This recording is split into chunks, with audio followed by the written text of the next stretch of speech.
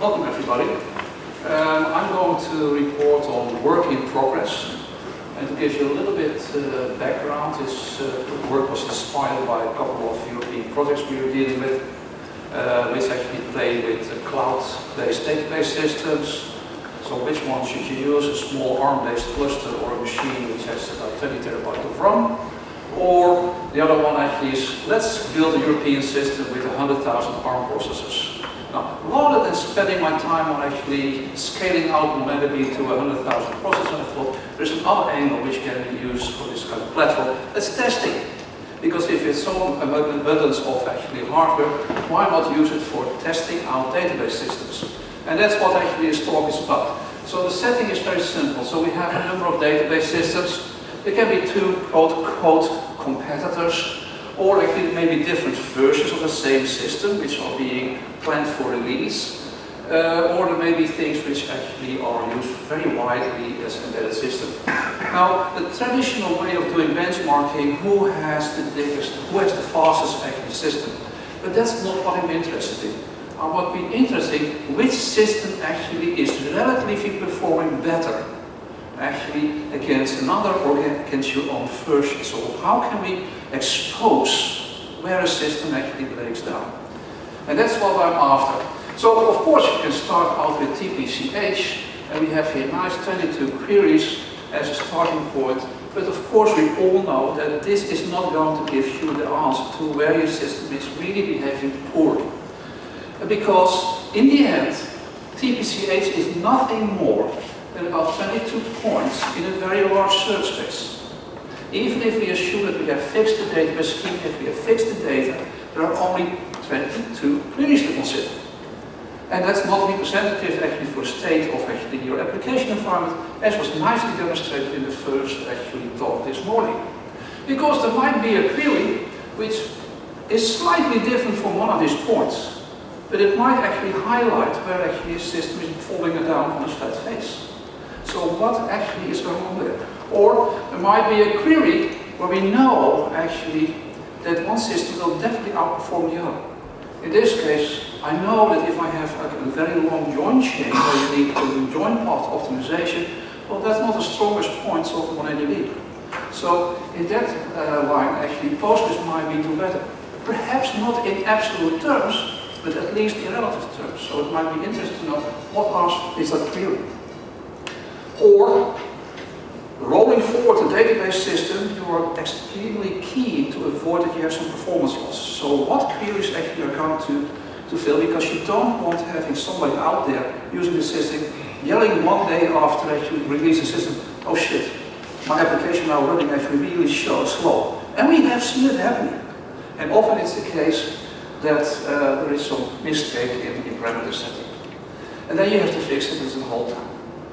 And last but not least, yeah, sometimes you want to know that a minor simple embedded system might be much more faster than a nice, well-tuned system. So the challenge is not which system is better on a benchmark, but which queries actually are essential to differentiate actually different systems.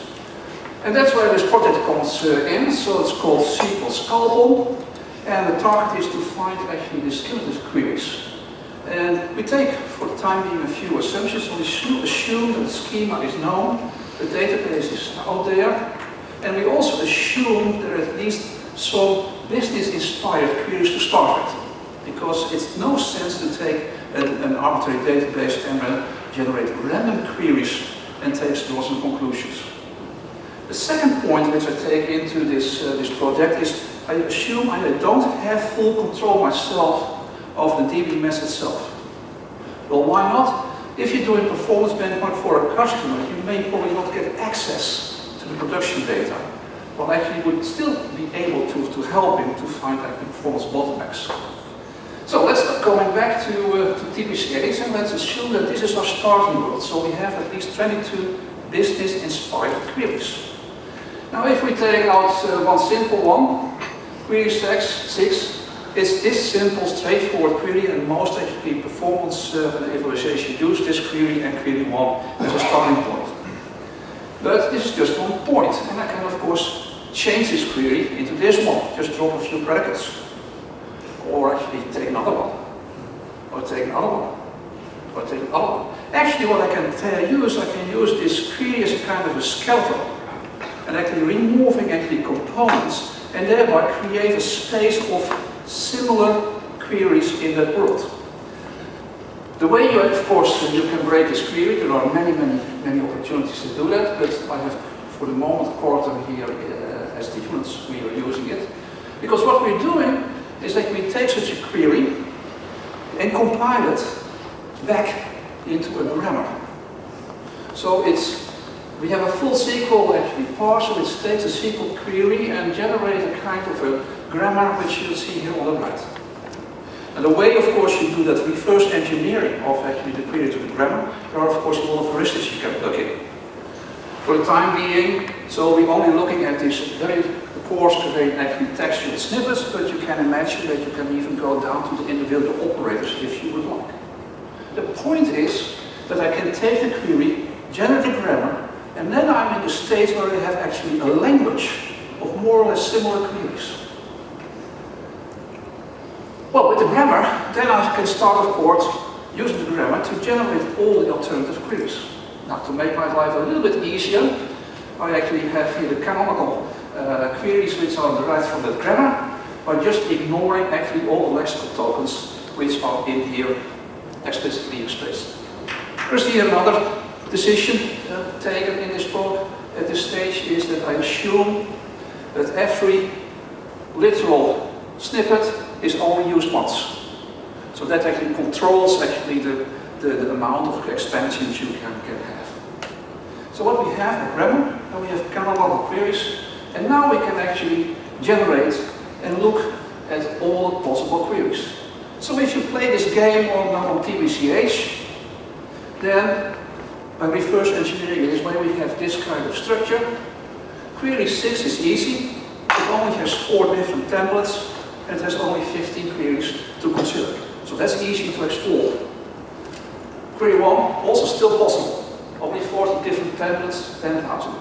But yes, there are queries like query 7 and 90, which are subqueries. And if you actually decompose it into its components and then calculate how large the grammar or how large the language is to consider, it becomes quite large. But anyway, it's a good starting point. So, with this on the table, we can actually build a system. So what I'm going to report is actually how far we got at this point. So it's called SQL Scalable, and actually it's a client-server architecture, very simple. The server actually manages the grammar, manages actually the queries, manages the results. Actually, it's responsible for the whole workflow, actually to identify a query, store the results, and do some analysis. The Scalable client, that's a little program which is given to the user, and actually it's being, it contacts the web server to please give me a query experiment, run the query experiment, and report back the numbers. This has the good benefit that the Scalable client actually runs on the machine owned by he actually owns the database with all the licenses and all the other stuff. And I don't have to do it. So then the next step is, how are we going to explore that grammar space? So there are a few issues. So we built a query pool, a pool of candidate queries we should fire as an experiment.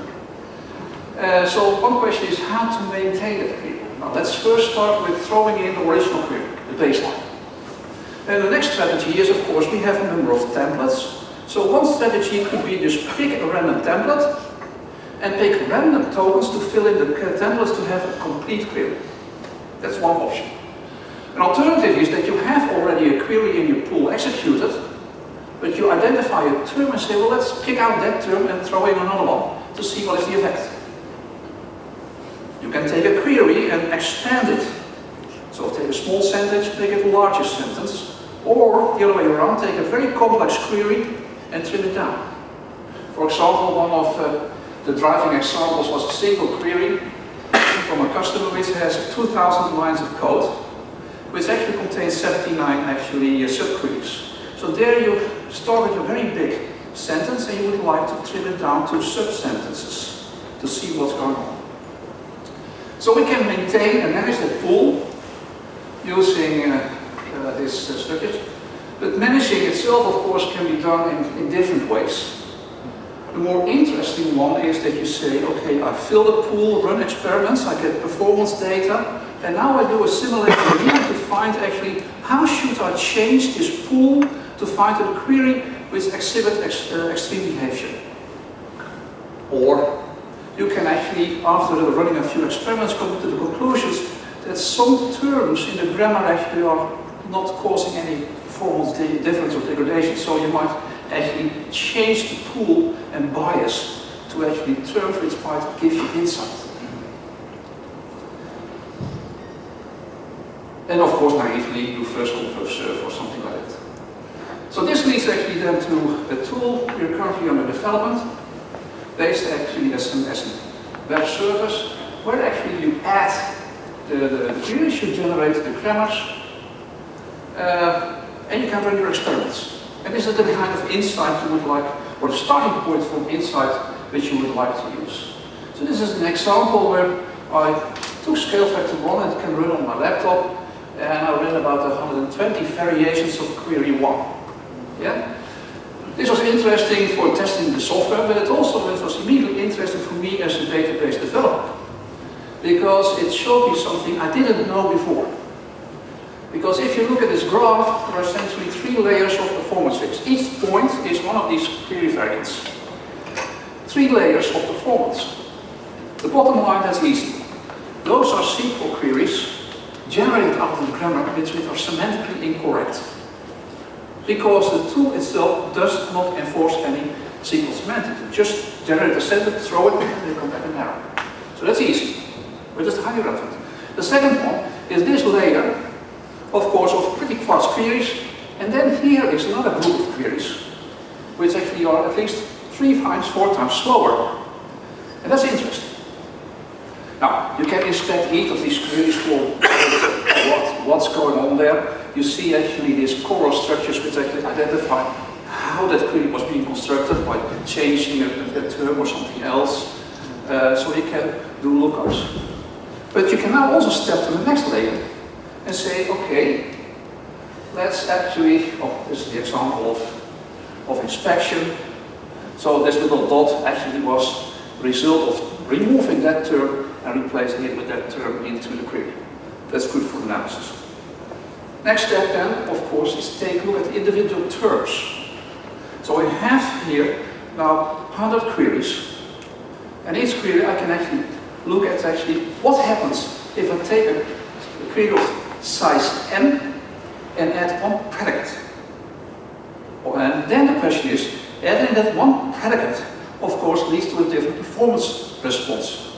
So I can actually take all these deltas of actually performance responses and then attribute that to the individual terms. And then this was a surprise. This was a surprise that it seems that if you add this term to a query, it has a negative effect on the performance. Much more than I would expect. Because in terms of complexity, this one is almost identical to this one, so it should be somewhere in this range. Now why this is happening, I don't know yet. But it's again an insight which I didn't knew up front. So adding some terms actually creates interesting side effects as well. Next slide. Of course, you can start comparing systems or compare versions of the system. This is an example where scale factor 1 against scale factor 10 is being run on the same machine, same configuration structures. You see here the 2 groups of queries with a fast or slow performance. But it's also interesting to understand that as we go to these complex queries, the variance actually increases, and there are some outliers which definitely call for my attention to understand what's going on there. This is a similar situation where you compare MongoDB scale factor 1 on SQLite against local factor 1. So these are the kinds of visual analytics which you need to start diving into the details. Interesting. What is the next one? wrong one, forward. So where are we? What? The last actually point is, where are we with respect to the implementation? Well, if you build this kind of software platforms, then you quickly have some problems to deal with. First of all, SQL dialects. So if I run actually a query against MongoDB or SQLite, they're not identical. So how are you going to deal with slightly variations in the SQL language? This is supported. It's easy to generate arrhenius queries. As you saw in my graph, the random queries actually, 1/3 was actually arrhenius. When I did the same experiment on SQLite, I didn't see any yellow dot. All queries were correct. At least they were acceptable.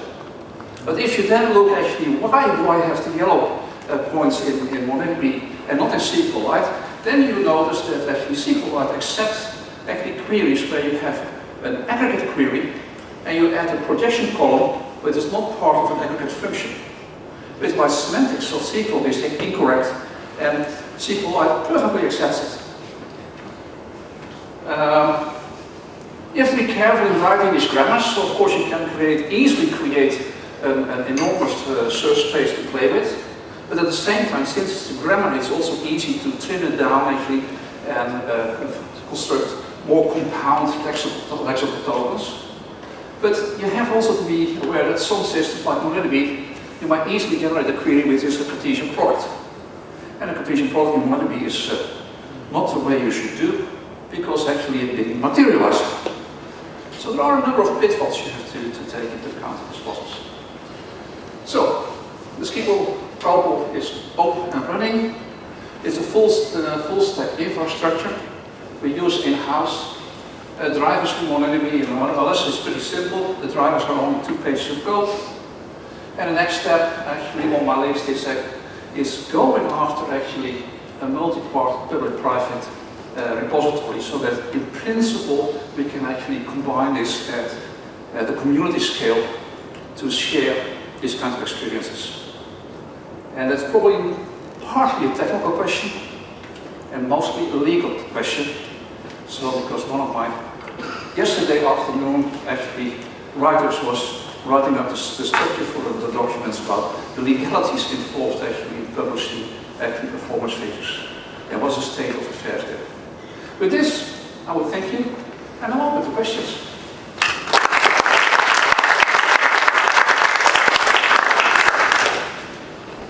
So, questions for Martin?